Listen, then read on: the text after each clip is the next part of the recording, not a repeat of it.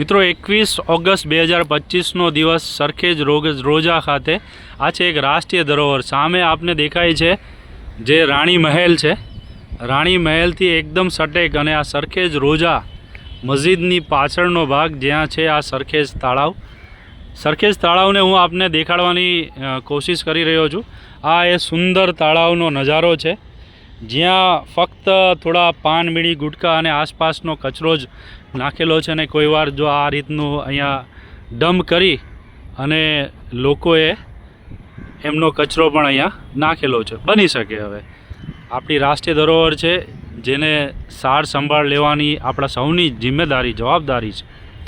તો એ જવાબદારીના ભાગરૂપે હું આપ સૌને દેખાડી રહ્યો છું. આ છે સરખેજ તળાવ, એક નાયાબ તળાવ જે 16મી સદીમાં બંધાયેલું અને એ વિશે આપણે વધુમાં અહીંના મુલાકાતીઓ આપણા શહેરના જે એમનો પણ થોડું આપનું શું કહેવું છે આ વિશે?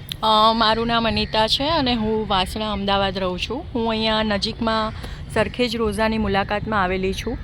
પરંતુ અહીંયા જે પ્રકારની અહીંયા હાલત છે, અહીંયા જે રાષ્ટ્રીય ધરોહર કહી શકાય આપણે સરખેજ રોજા, કે એક ખૂબ જ ઉત્તમ રાષ્ટ્રીય ધરોહરનું ઉદાહરણ કહેવાય અમદાવાદનું.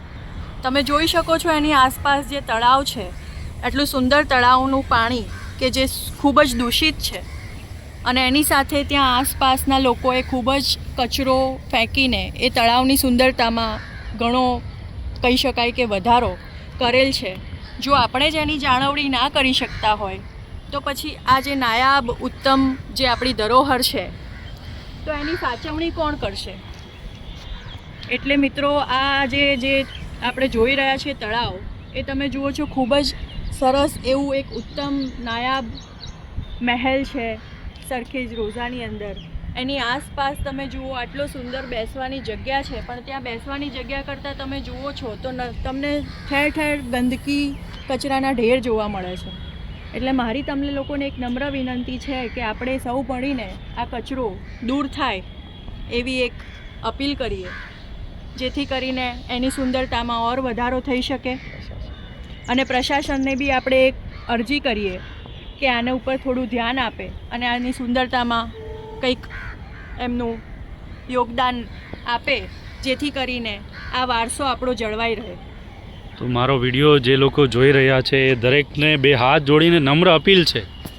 અમે અમારી જવાબદારીના ભાગરૂપે એક સામાજિક કાર્યકર, અહીંના સહેલાણીઓ, એક મુલાકાતીઓ જે અમારી રાષ્ટ્રીય ધરોહર છે એના બચાવવાના ભાગરૂપે આપના ધ્યાનમાં લાવી રહ્યા છે કે શું આને સ્વસ્થ સુંદર રાખવી આપણા સૌની જવાબદારી નથી? શું આપણે જ જો આને સ્વસ્થ નહીં રાખીએ તો શું આપણું આ ભવિષ્ય જે આગળ લોકો આવનાર છે એ પેઢીને આપણે શું દાખલો આપીશું?